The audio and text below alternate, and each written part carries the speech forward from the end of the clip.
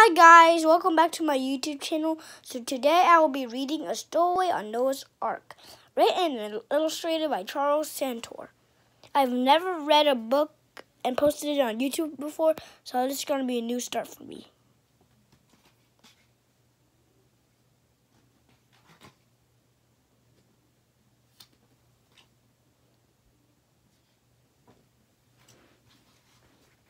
Once lived in an ancient and troubled time, there lived a kindly old man who spoke to the sky.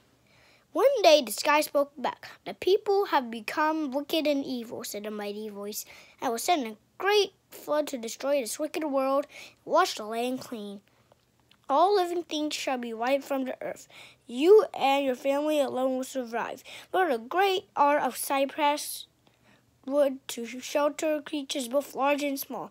Choose 2 of each animal. This is the task I set before you." The old man obeyed. With the help of his wife, his 3 sons, and his sons' wives, he began building an enormous ark of sturdy timber. After many years, the giant vessel was finally finished. The old man sealed the seams with pitch inside and out. Then the old man gathered all the animals of the world together. He told them what the voice in the sky had foretold, the coming disaster about the terrible flood that would cover the earth and all living things. And he began selecting 2 of every creature to join him on the ark, just as the voice had commanded. Little Akbar was there in the valley when the animals were selected, but he was not chosen. 2 mice had already been picked for the voyage. In the dusty maze of hooves, paws, and general confusion, he had been overlooked.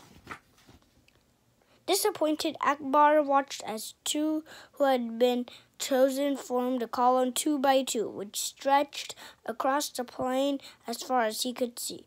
When the line of animals finally began to move, Akbar followed along out of curiosity. After many days of walking, he saw the ark for the first time. Looming like a mountain in the distance, it was enormous. Akbar had never seen anything so big.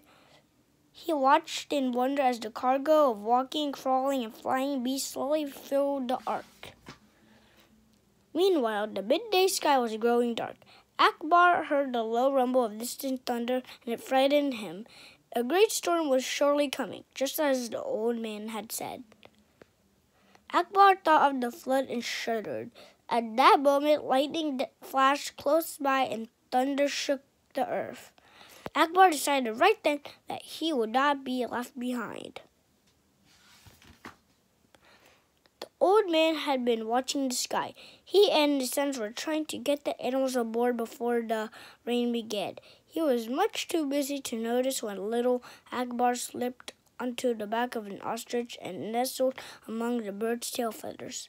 The soft feathers tickled Akbar's nose, and he nearly sneezed as the ostrich walked with its mate up the long gangplank and into the ark.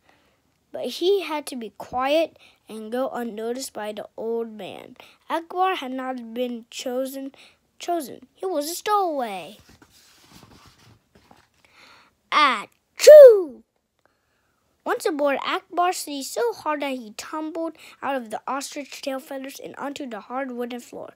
The fall stunned him, but in a moment he was up and running for cover.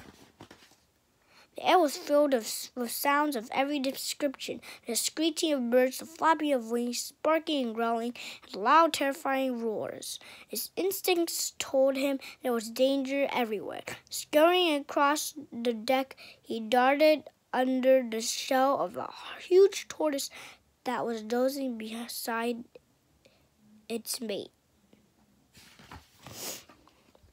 With all the creatures finally aboard, the old man and his sons pulled the wooden doors shut against the coming downpour. Suddenly, a great shock of thunder shook the massive vessel, and the creatures all fell silent. The plip-plop of the first drops of rain could be heard striking the roof of the ark. The rain poured down day and night and did not stop. Streams, rivers, and oceans overflowed. Soon villages were washed away. Then towns and cities were drowned as the torrent increased. The water rose over the treetops, finally covering the peaks of the highest mountains. The whole world was underwater. Nothing could be seen above the terrible flood except the ark, pitching back and forth in the storm. The animals crowded close together inside the ark, frightened but snug and dry. Akbar was worried about being discovered by the old man. He knew he didn't belong, so he moved from place to place in search of a safe hiding spot among the other creatures. As the waves lifted and tossed the ark, Akbar hid in a forest of elephant legs. As the raging wind lasted the decks, Akbar hid high and dry in the mane of a seasick lion. After 10 days of rain, he hid with a pair of storks in a nest of twigs. Still the rain continued day and night. After 20 days of lightning and thunder, Akbar tried tucking himself in the rhino's ear, but he wasn't there long. It was a very uncomfortable hiding place.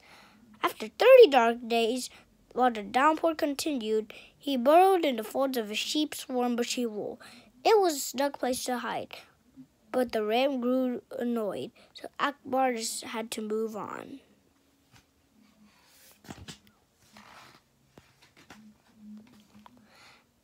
At last, the rain came to an end on the 41st day. The ark drifted over the silent world. Long days passed slowly. Now one day, a great wind blew down from the sky.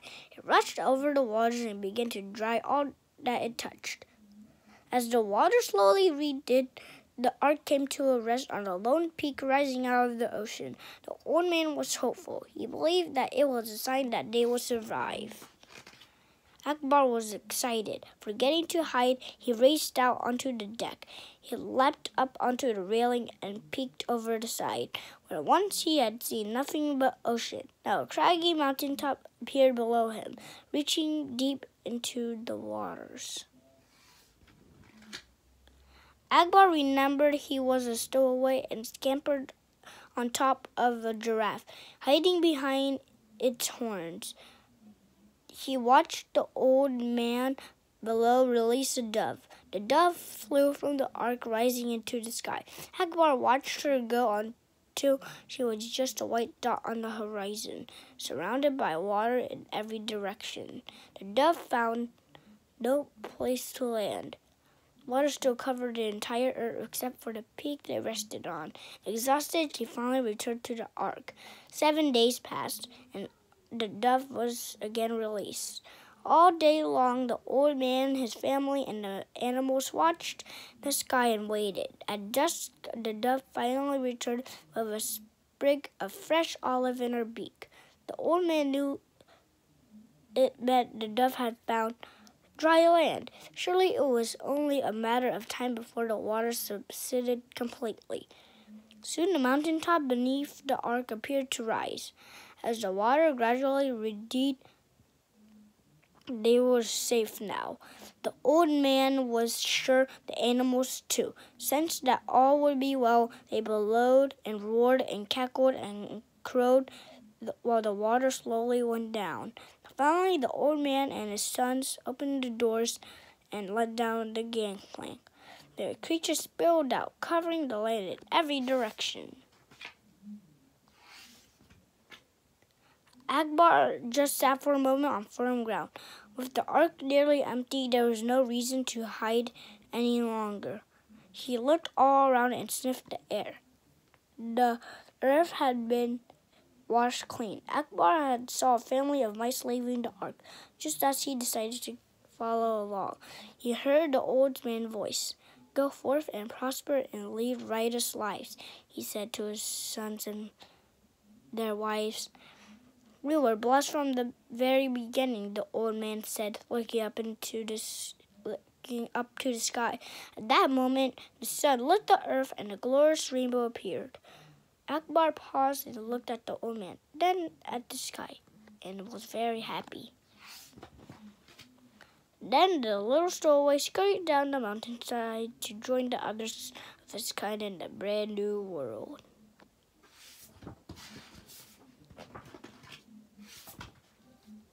The end. So that was A Stowaway on Noah's Ark, written and illustrated by Charles Santor.